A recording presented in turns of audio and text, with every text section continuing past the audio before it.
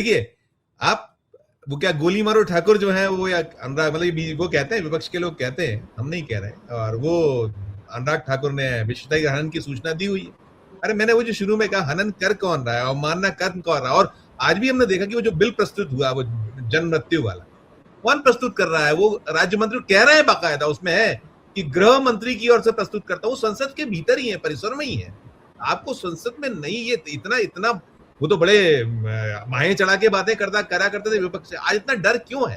क्या पक क्या रहा है? अभी तो लगातार सूचनाएं बैठ के चल रही है, प्रधानमंत्री से मिले हैं, बिरला से मिले हैं, ये है और वो है और तमाम है।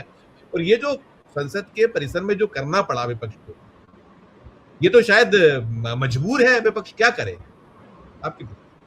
बिल्कुल संजीव जी नमस्कार, आपने सही बताया। मैं बस वो देख रहा था, आपने जिक्र किया प्रमाण का, वो जो बिल का, तो उस बिल में सवेरे जो हाँ ये रहा लेजिस्लेटिव बिजनेस एक एजेंडा आता है। एजेंडा ये इसमें दिखेगा नहीं, मैं आपको भेज देता हूँ, दर्शकों को दिखा दीजिएगा। जी। इसमें उन्होंने लिखा हुआ है कि लेजिस्लेटिव बिजनेस, जो सप्लीमेंट्री लिस्ट ऑफ बिजनेस आती है ना कि आज हाउस में क्या हो, उसमें लिखा है bill for consideration and passing, number 11, item number 11, Shri Amit Shah to move that the bill further to amend the registration of birth and death certificate. इसमें लिखा हुआ है अमित शाह का नाम। लाइव देख रहा था, उससे मैंने ही सुना राज्य मंत्री ने ये कहा, बकायदा मैं सुना था कि अमित शाह की ओर से। ये मैंने भेज दिया है, वो चला देंगे हमारी टीम, मैं बिल्कुल चला देंगी, मैंने उनको भेज दिया है। जी।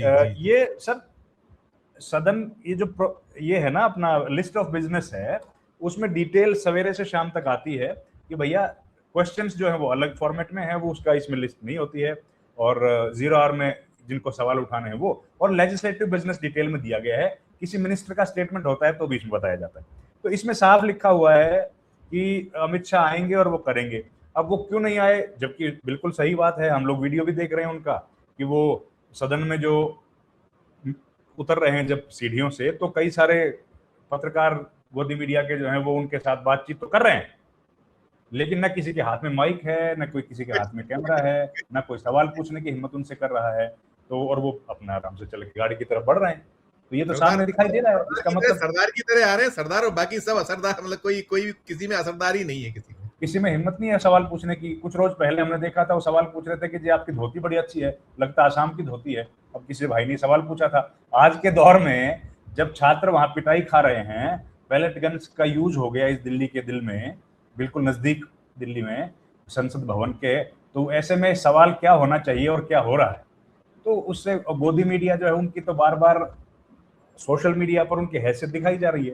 तो अमित शाह नहीं आए, जबकि हाउस में ही बैठे हैं, सबको मालूम है, हाउस में ही थे उस दिन भी जब ये वायलेंस स्टूडेंट्स के खिलाफ पुलिस ने की थी, उस दिन भी हाउस में ही थे।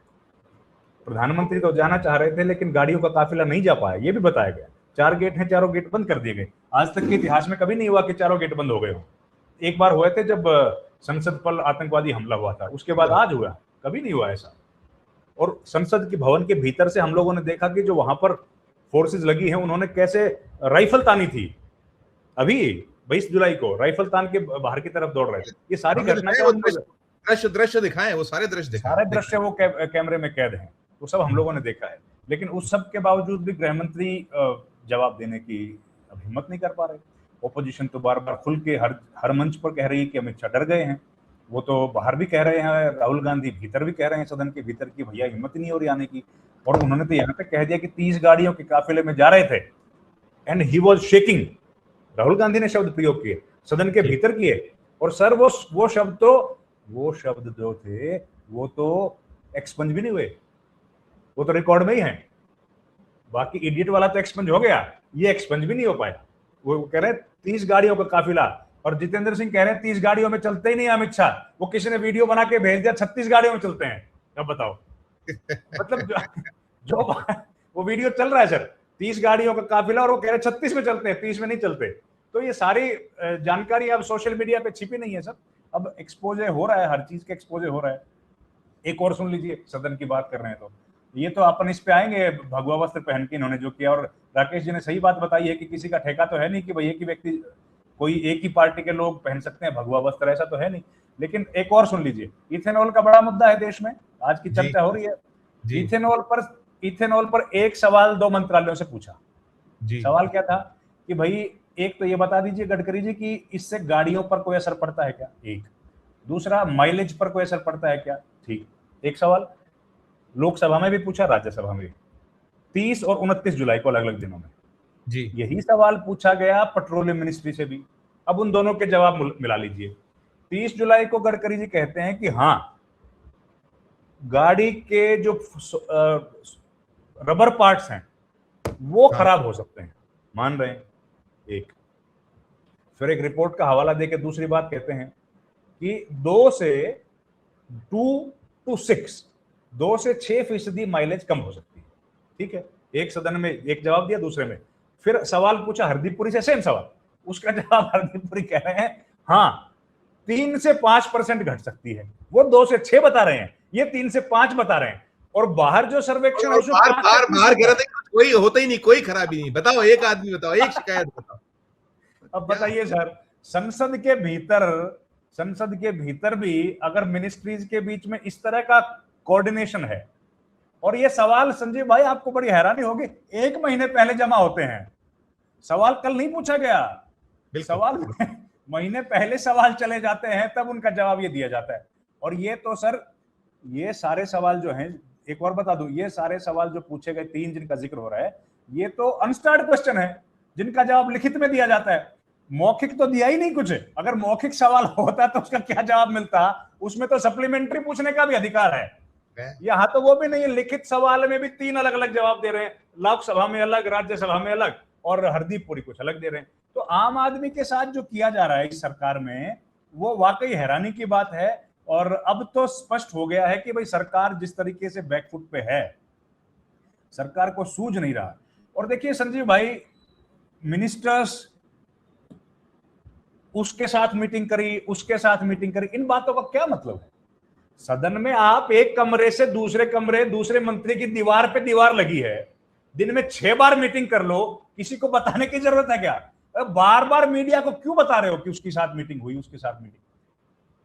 संजीव भाई, दीवार से दीवार भिड़ी है संसद भवन में, एक कमरे से निकल के दूसरे में घुस गए, दूसरे से तीसरे में घुस गए, ऐसे है। लेकिन उसमें भी मीडिया को बताया जाता है कि अब वो उस कमरे में गए, बड़ी बैठक, उस कमरे में गए, बड़ी बैठक। अरे निकला क्या कभी, ये भी तो बता दो बैठक से।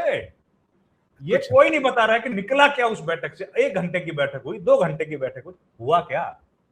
2 मिनिस्टर मिलेंगे तो एक बड़ी बात, सामान्य बात है, यहां तो रोज मिलते हैं। संसद भवन के भीतर तो संजीव भाई रोज कम से कम 20 मंत्रालयों के सवाल लगते हैं। तो जाहिर है 20 मिनिस्टर तो होते ही हैं उसमें फिर रोस्टर ड्यूटी लगती है कि कौन मंत्री किस घंटे बैठेगा।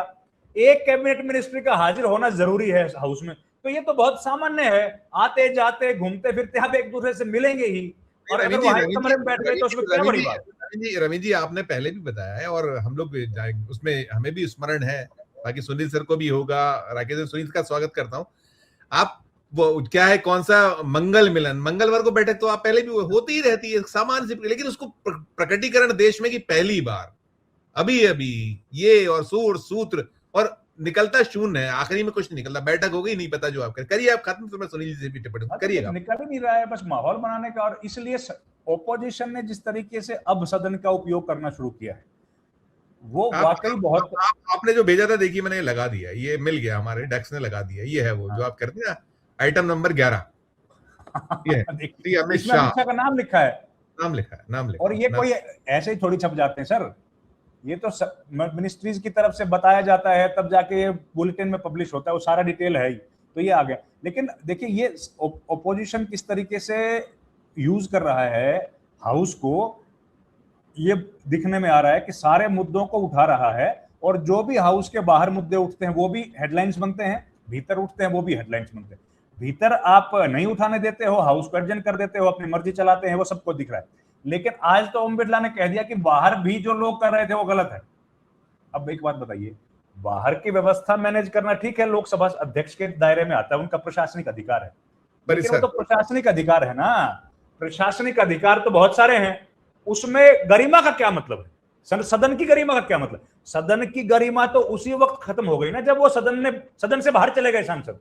नहीं, लेकिन इसमें मेरा एक और कहना है कि भाई, अगर सदन की गरिमा, सदन की परंपरा, सदन की परिपाटी हमारी जो उच्च मापदंड मानदंड, तो आप क्यों नहीं चर्चा कराते हैं? आप इसी सदन में काम रोको प्रस्ताव, आप रवीन जी बताइए, मुझे तो मध्य प्रदेश विधानसभा में 2003 से लेकर अब मैं बैठा हूं 26 में, 23 बरस में मुझे नहीं ख्याल, और मुझे एक वक्त का ध्यान है दिग्विजय सिंह के रिजीम में सुबह 4 बजे साढ़े विधायक सबसे पहले स्थगन की सूचना देने की लाइन में खड़ा होता था कि पहली सूचना मेरी, मुझे सबसे ज्यादा मौका मिलेगा। दौड़ दौड़ के अलग अलग शहरों से लोग आते थे। आज तो ये चलन परिपाटी परंपरा कुछ भी नहीं बची है। आप कोई काम रोको, आप हर काम रोको प्रस्ताव खारिज। बहुत बढ़िया बात आपने कही। अब देखो, सवेरे 3 बजे आते थे विधायक, कूद कूद के आते थे, 4 बजे आते थे। कभी आपने खबर छापी है? बात को खबर, ये कोई बात थी क्या खबर छापने लायक? ये सामान्य उनका काम है भैया, वो काम करने के लिए आ रहे, कौन सा एहसान कर रहे हैं किसी को? चर्चा की शुरुआत वो करता था, सबसे ज्यादा स्पेस उसको मिलता था, हम देते थे, अच्छा बोलने वाले को स्पेस देते थे। कह रहा हूं संजीव भाई, उनकी ड्यूटी है, उसके लिए सैलरी मिलती है उनको, उनकी जिम्मेदारी है। आज बड़ी खबर बन जाती है कि कि संसद भवन में गृह मंत्री 12 बजे तक बैठे। अरे भाई, उनका काम है, वो सदन का चलना काम है। कौन सा एहसान हो गया देश के ऊपर? सैलरी दी जाती है उस काम के लिए, उस काम के लिए करोड़ों रुपए लगाए जाते हैं इस देश के करदाता की जेब से जाता है। अगर मिनिस्टर कोई वहां बैठ गया, सांसद कोई बैठ गया, सर और सुनिए, एक और बात बताऊं, पता ही होगा आपको वैसे तो, कि अगर ये लोग देर तक बैठते हैं, उस दिन खाना भी हमारी तरफ से जाता है उनको। मिलता तो भैया किस बात का एहसान कर रहे हो? इसमें कौन सा बड़ा एहसान कर रहे हो? लंच अवर नहीं होता, लंच मिलता है, डिनर मिलता है। आप तीनों लोग बैठे हो, राकेश जी और सुनील जी तो बहुत वरिष्ठ हैं, इन्होंने कितनी रातें जाग जाग के रिपोर्टिंग की होगी, कभी बताया क्या किसी को? कितनी बार ऐसा होता है? और पहले की जो काउंटिंग होती थी सर, उसमें 3-3 दिन चलती थी। कौन सोता था पत्रकार? अपना खाना भी लेके जाते थे, घर से टिफिन लेके जाते थे, हम लेके गए। चर्चा की, अब 10 बजे तक हाउस चल गया, बहुत बड़ा एहसान हो गया। अरे भैया, काम है आपका चलाना, इसमें क्या बड़े काम हो गया? हाउस का काम है चलना, नहीं टाइम पे चलोगे तो देर रात तक चलोगे, उसके बाद भी चलाना चाहिए। क्यों नहीं चलाना चाहिए? हर व्यक्ति के जेब से पैसा जा रहा है हाउस चलाने के लिए, इसमें भी बहुत बड़ी बात बता दी जाती है। यह भी बहुत तीर मार दिया गया कि हमने इतना हाउस चलाया। वाह भाई जी सर।